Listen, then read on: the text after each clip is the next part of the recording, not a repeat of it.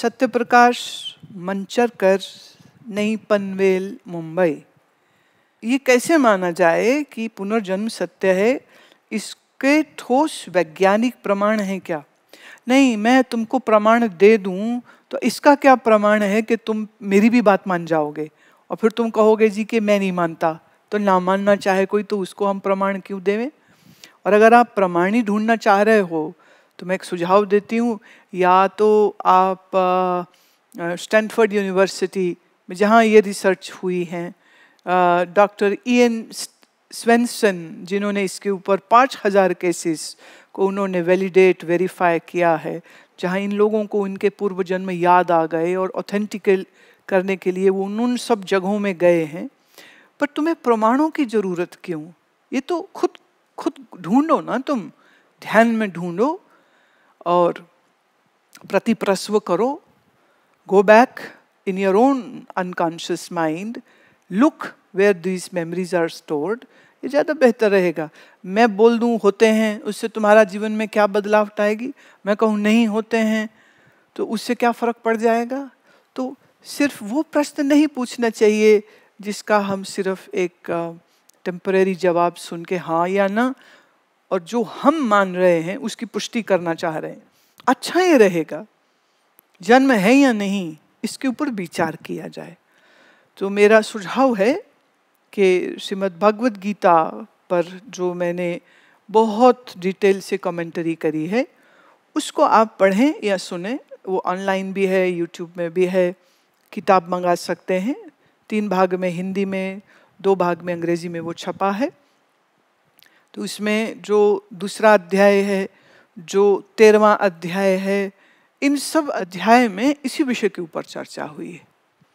तो कृष्ण क्या कहते हैं, गीता क्या कहती है, उस सबको एक बार खुद से पढ़िए, शोध करिए, विचार करिए और फिर ध्यान में गहरे उतरिए और फिर ढूंढिए, अनुभव से ढूंढिए, आपको मालूम हो जाए। गीता के कर्मयोग के अनुसार अगर अगला जन्म इस जीवन के कर्मों पर आधारित है तो फिर ईश्वर की इसमें क्या भूमिका?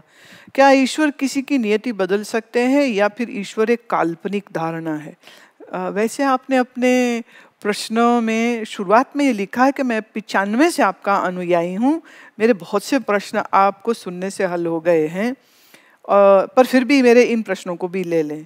पर मुझे तो नहीं समझ लग रही आप हमारे कैसे अनुयायी हैं कि अभी तक आपको ईश्वर क्या एक काल्पनिक धारणा है ये मुझसे पूछना पड़ रहा है। तो भाई साहब, आपने अभी तक मुझे समझा ही नहीं है और ठीक से सुना भी नहीं है, और आप मेरे अनुयायी तो निश्चित नहीं हैं, आप सिर्फ अपने मन के अनुयायी हैं। मेरे अनुयायी होते तो 95 to 2017 आप तो खुद एक पूर्ण संत हो चुके होते, अगर ठीक से आपने समझ के साधना की होती। ईश्वर काल्पनिक है या सत्य है? फिर कहूंगी ढूंढो। कबीर कहते हैं ना, हमको कहाँ ढूंढे रे बंदे, मैं तो तेरे पास में, ना तीरथ में, ना मूरत में, ना काबे कैलाश में, खोजी हुए तुरंत ही मिली हूँ पल भर की तलाश में। तो खोजी बनिए, ढूंढिए उसे, अपने में ही ढूंढो, मन में ढूंढो, अंतर ढूंढो। अगर अंतर ढूंढना नहीं आ रहा तो फिर बाहर ढूंढो, काबे कैलाश सब जगह ढूंढो, कहाँ है भगवान, है या नहीं है। हाँ, तो ढूंढो तो पाओ। और तुम कह रहे हो हम ढूंढेंगे भी नहीं, पर आप बता दो तो उससे क्या फर्क पड़ेगा? 95 से तो सुन के कुछ समझ नहीं आई। तो मेरे प्रिय सत्य प्रकाश मंचरकर जी, मैं प्रार्थना करती हूँ कि आपके मन में सत्य का प्रकाश वास्तव में आ जाए, ताकि आपका नाम के अनुरूप आपका जीवन भी हो जाए। ये खोज के विषय हैं, ये साधना के विषय हैं, और बेहतर यही होगा। जैसे आपने एक और प्रश्न डाला है कि व्यक्ति का पहला जन्म क्यों और कैसे हुआ। इंटरेस्टिंग क्वेश्चन, बहुत अच्छा प्रश्न है। पहला जन्म कब और क्यों हुआ? सच ये है, ये जो जिस जन्म को तुम जन्म मान रहे हो, ये जन्म भी हुआ ही नहीं है। तुम्हें ऐसा जो दिख रहा है ना कि तुम्हारा जन्म हुआ है, ये भी एक भ्रम है। पीछे में कहाँ जाते हो? तुम तो अभी भी अशरीरी हो, आत्मस्वरूप हो, सच्चिदानंद हो। शरीर तो तुम हो ही नहीं। जन्म तो कुछ है ही नहीं, संसार तो सारा ही मिथ्या है, पीछे के चक्कर में क्या पड़ रहे हो, अभी वाला ही सब झूठ है। तुम कह रहे हो अभी वाला तो सच है तो पिछला भी सच होगा, मैं कह रही हूँ पिछला भी झूठ और ये भी झूठ, और जो सच है वह आपको अपने अनुभव से, साधना से ढूंढना होगा। I won't give you an easy answer because I love you so much. That's why I'm leaving this whole room for you to explore. जिज्ञासु बनो, खोजी बनो, सिर्फ प्रश्न मत करो, कुछ आग अंदर लगाओ साधना की, कुछ प्यास जगाओ, कुछ खोज करो, कुछ वक्त दो, कुछ एकांत में बैठो, सिर्फ सुनो नहीं, चिंतन करो, सिर्फ चिंतन ही नहीं, ध्यान करो, सिर्फ ध्यान ही नहीं, समाधि बोध पाओ, सिर्फ समाधि ही नहीं, विवेक से स्व को अनुभव करो कि सत्य क्या है। विवेक गुरु कोल्हापुर से पूछते हैं, आपने कर्म और पुनर्जन्म के बारे में कहा, जीव को अविद्या उपाधि वाला कहा जाता है, क्या ये उपाधि नष्ट हो सकती है? अगर नष्ट नहीं हो सकती तो हमें क्या करना चाहिए, और अगर नष्ट हो सकती है तो कैसे? देखिए, ये जो अविद्या उपाधि है, अविद्या का अर्थ क्या होता है? न जानना, अज्ञान, darkness, ignorance. So how can you kill the ignorance? We cannot. But we can still realize what the truth is. How? आप जानते हैं कि आकाश नीला नहीं है, फिर भी दिखता है नीला। अब आप कहो जी ये नीला हमें दिखना ही बंद हो जाए तब हम पक्का पक्का समझेंगे कि आकाश नीला नहीं होता। पर ऐसा तो कभी वक्त नहीं होगा ना कि जब आकाश नीला हमें ना दिखे। इसका दूसरा उदाहरण देती हूँ कि एक दूर आपको लगा अंधेरे में कि कोई आदमी खड़ा है और आप डर गए, पता नहीं जेब कतरा है, कातिल है, चोर है, कौन है। आप डरते डरते और भगवान को याद करते करते आप उस रास्ते तक आगे धीरे धीरे डरते डरते बढ़ते हैं। पर जब करीब गए तो देखा वहाँ आदमी कोई है ही नहीं, वहाँ तो एक कटा हुआ आधा पेड़ था, ठूठ। तो ठूठ में मनुष्य की भ्रम हुई। तो आप क्या करोगे? जब जानोगे तो फिर हंसोगे ना, भाई यहाँ तो कोई था ही नहीं, मैं खामखा डर रहा था। तो अविद्या वो ठूठ है जिसमें पुरुष की भ्रम हो रही है। तो ये जानिए कि वो ठूठ है, और ये जानिए कि पुरुष का जो दिखना हो रहा है वो मुझे भ्रम से हो रहा है। तो फिर ठूठ को काटने की जरूरत नहीं, ठूठ वो आधा कटा पेड़ बढ़े खड़ा रहे, पर अब आपका भ्रम निकल गया। और अगर आपका भ्रम नहीं निकला तो दोबारा जाके देखिए, वहाँ कोई पुरुष नहीं है, वहाँ कोई चोर नहीं है, वहाँ तो आधा कटा पेड़ है। राइट? तो अविद्या मतलब ना जानना, स्वयं को ना जानना अविद्या, परमात्मा ना जानना अविद्या, और संसार को सत्य जानना अविद्या है। तो इस अविद्या का हम ज्ञान से नाश करते हैं।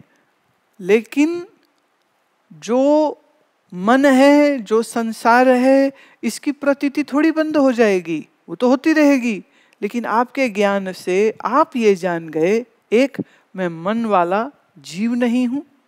दूसरा, आप ये जान गए कि दिखने वाला संसार सत्य नहीं है। तो सत्य और असत्य का ये जो विवेक है, ये विवेक होना, इसी को हम विद्या कहते हैं।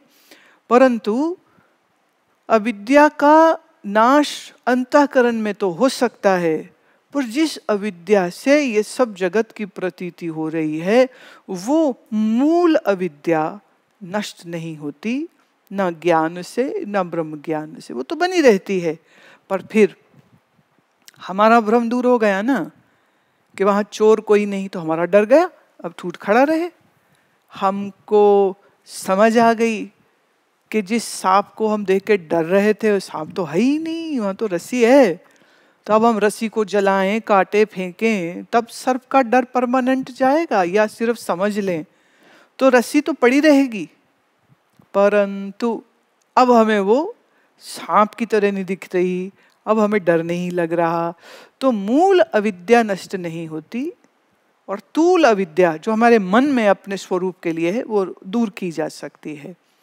सो अविद्या का नाश जब हम कहते हैं करो, तो हम किस अविद्या का नाश कर सकते हैं जो हमारे मन में है।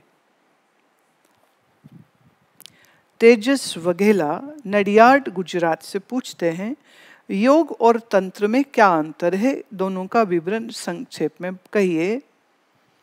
और क्या भगवान को पूजना कई भगवानों को पूजने से बेहतर है, अगर है तो क्यों? पहली बात, योग और तंत्र का अंतर ये है, yoga is a system in which we master our body, senses and mind. तंत्र का फर्क यह है कि तंत्र में भी हम मन को साधते हैं, पर tantra gives you devices and mechanisms to integrate the mind and to come out of all diseases of the mind. तंत्र मतलब होता है मैकेनिज्म। अब ये मैकेनिज्म जो प्रिसाइसली हमको सिखाता है उसको कहते हैं तंत्र। और योग क्या है? इट इज अ सिस्टम, एक प्रणाली है, बस इतना फर्क है। तंत्र में थोड़ा ये भी एक फर्क आता है कि दो तरह के तंत्र होते हैं, एक वाम मार्गी होते हैं और एक दक्षिण मार्गी होते हैं, माने right armed and left armed. मतलब एक वो है जो शास्त्र विहित है और एक वो है जिसको हम वाम मार्गी कहते हैं। वाम मार्गी की जो प्रक्रियाएं हैं वो बिल्कुल अलग होती है और वो बहुत श्रेष्ठ और वैराग्यमयी साधकों को ही सिर्फ सिखाई जाती हैं। अच्छा, ये जो आप टीवी में देखते हैं ना, फलाना तांत्रिक है, उसने मार दिया, बच्चे की बलि दे दी और देवी को प्रसन्न कर लिया, या वो जादू टोना करने वाले भाई साहब, उनको तांत्रिक नहीं कहना चाहिए, ये शब्द का बड़ा दुरुपयोग है। तंत्र एक बड़ा पवित्र शब्द है। तंत्र का अर्थ है एक विज्ञान, जिस विज्ञान से हम अपने मन, चेतना और शरीर को समझते हैं। और तंत्र के प्रणेता कोई और नहीं, स्वयं महादेव है। और महादेव जी का जो शिष्य है वह बहुत सारी वस्तुओं का उपयोग प्रयोग, फिर मैंने कहा ना वाम मार्गी और दक्षिण मार्गी दो प्रकार के होते हैं। जैसे वाम मार्ग में मद, मैथुन, मत्स्य, ऐसे म चलते हैं। ये सब भिन्न भिन्न म का उपयोग करते हैं एक साधन के रूप में। I just give you one example. जैसे शराब है, मद, तो शराब क्या करती है? आपके सोचने समझने की जो शक्ति है उसको क्षीण कर देती है। मैं फिर कह दूं, ये बहुत श्रेष्ठ वैराग्यमयी साधकों के लिए गुरु के संरक्षण में ये सब प्रक्रियाएं होती हैं कि ठीक है, अब तुम को बहुत थोड़ी मात्रा में शराब दिया, मद्य दिया साधन की तरह से, और उसका कोई प्रभाव आपके मन और चेतना पे ना आवे, फिर उसकी वो मात्रा बढ़ाते जाते, जिसमें लुढ़क जाना चाहिए था, तो उसमें टारगेट ये है कि मन की चेतना लुप्त नहीं होती, आपकी जागरूकता, सकारात्मकता वो पूरी की पूरी बनी रहती। बट ये मालूम कौन कर सकता है? जो वैराग्यमयी है।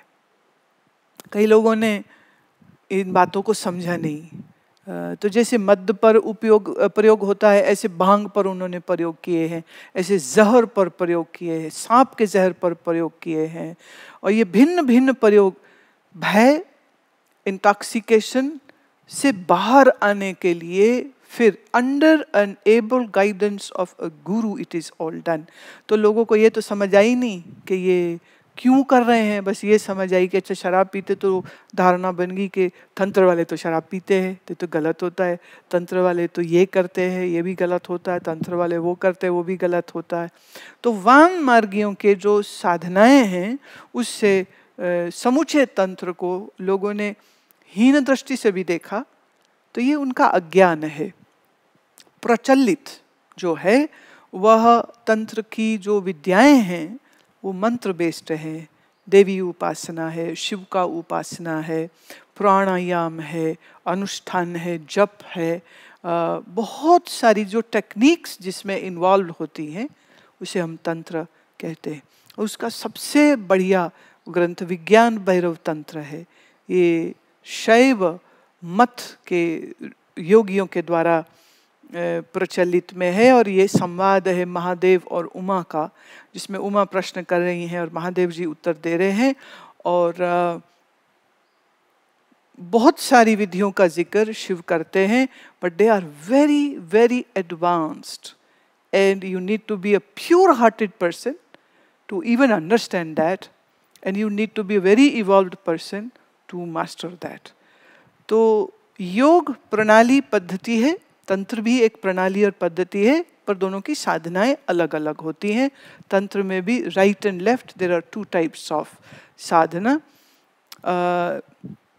पर जिनके चर्चे आप अखबारों में और कभी टीवी की खबरों में सुनते हैं ना, वो उसकी स्त्री को ले भागा, उसने बलात्कार कर दिया, बेटा हो जाएगा ये बोल के, या लॉटरी निकल आएगी, वो तांत्रिक नहीं है, नहीं, उनको तांत्रिक नहीं कहा जाना चाहिए.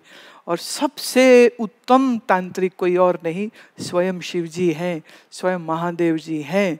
तो वो कितनी शुभ और कितनी सुंदर और कितनी सात्विकी हमारे सामने श्रेष्ठतम उदाहरण जब मौजूद हो, तो बेसमझी में तंत्र को लोगों ने गलत समझा और गलत कुप्रचार हो गया. सो थोड़ा उसे जानना चाहिए. तो योग में प्रणाली भक्ति है, कर्म है, हठ योग है, राजयोग है, भक्ति योग है, ज्ञान योग है. उसमें भी अलग अलग प्रणालियाँ होती हैं, अलग अलग मेथड्स, अलग अलग स्कूल्स होते हैं. लक्ष्य सबका एक है, मन को इस अस्तित्व के रहस्य से परिचित कराना और आत्म साक्षात्कार करना. आप किस मार्ग से करते हैं, कौन सा गुरु आपके लिए उचित रहेगा, तो उचित गुरु होए, उचित प्रणाली सिखाने वाला हो, आपके अंदर वैराग्य और विवेक हो और आप एक अच्छे साधक हों, तब ही योग की या तंत्र की इन गहराइयों को आप समझ सकते हैं.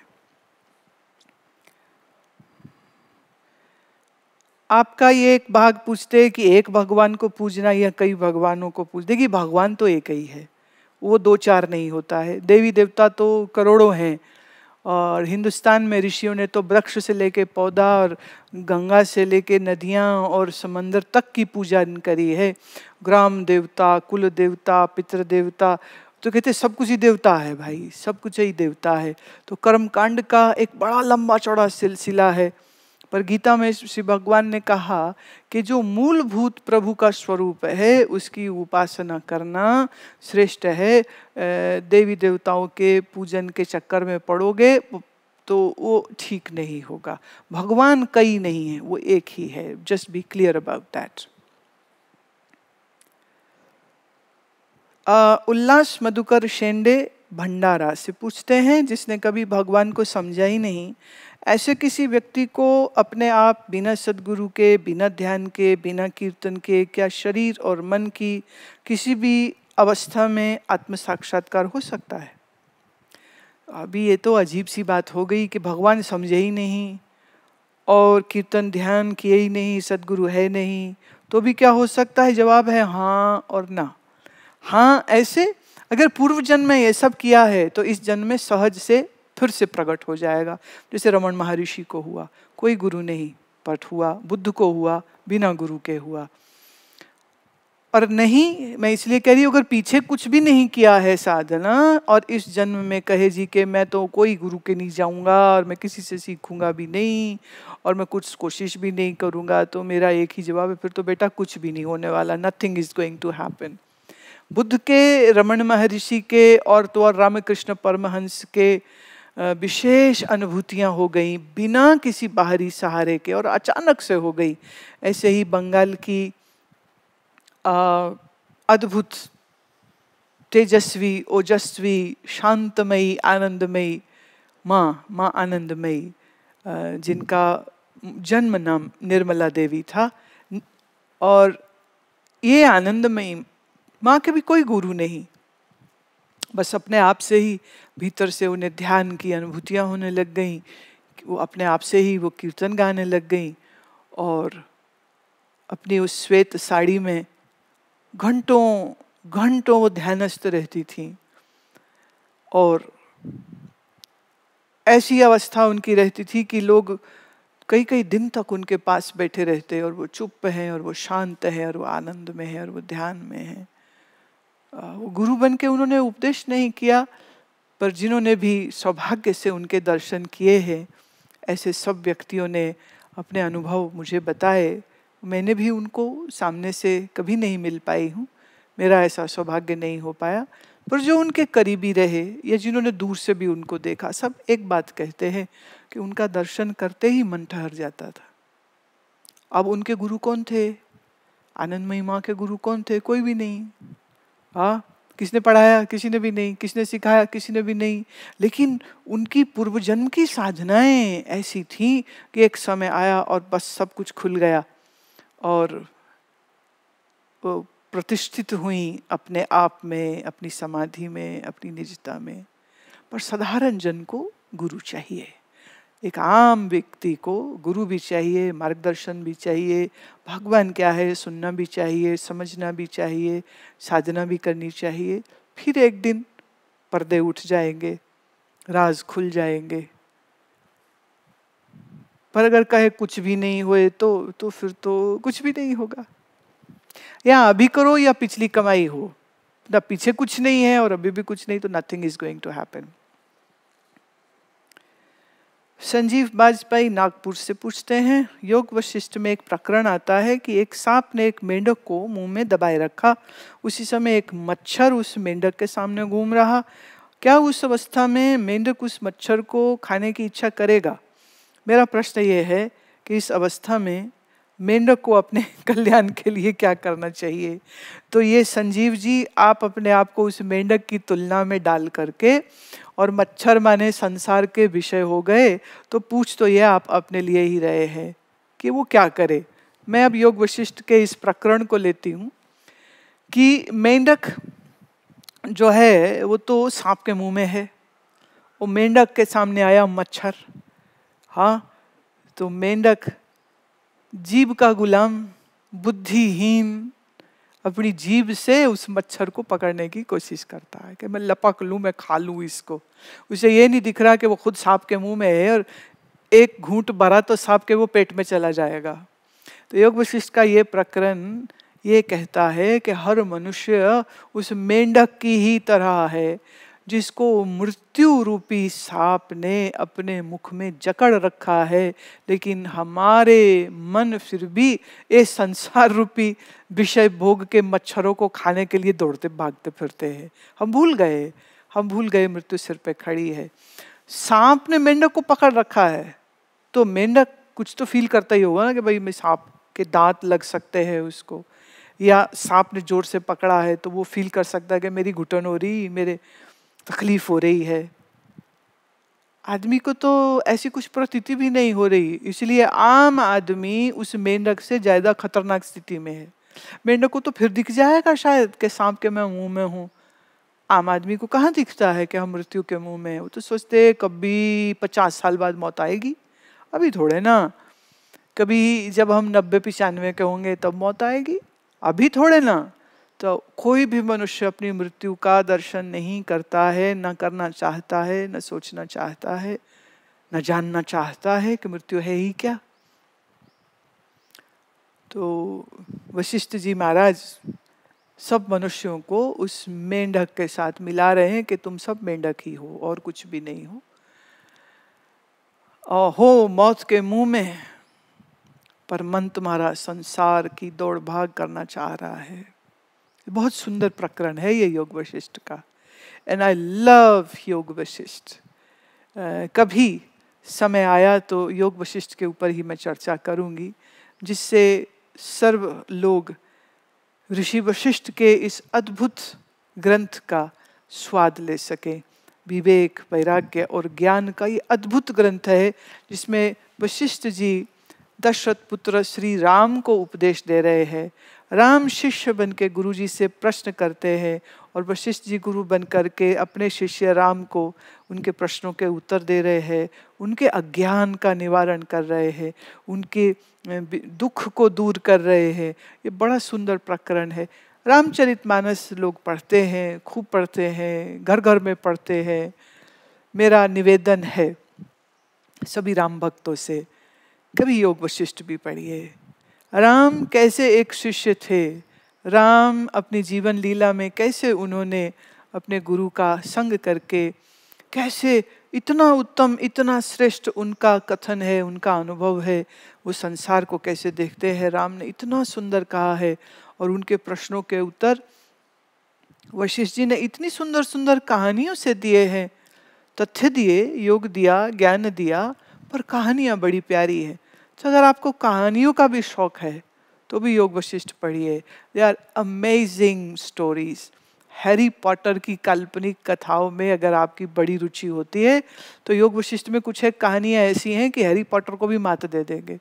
और सच ये है कि योग वशिष्ठ को आधार बना करके मैट्रिक्स फिल्म की पूरी जो सीरीज बनी थी हॉलीवुड में, उसके राइटर्स ने योग वशिष्ठ को आधार लिया था, जहां उन्होंने सबकॉन्शियस और कॉन्शियस माइंड को डिपिक्ट किया through characters, and how the mind can create its multiple identities and how we have forgotten our own self। तो उसको एक हीरो के माध्यम से उन्होंने दिखाना चाहा है। बट मैट्रिक्स जो है ये इंस्पायर्ड फ्रॉम योग वशिष्ठ है। That is something which many people don't know.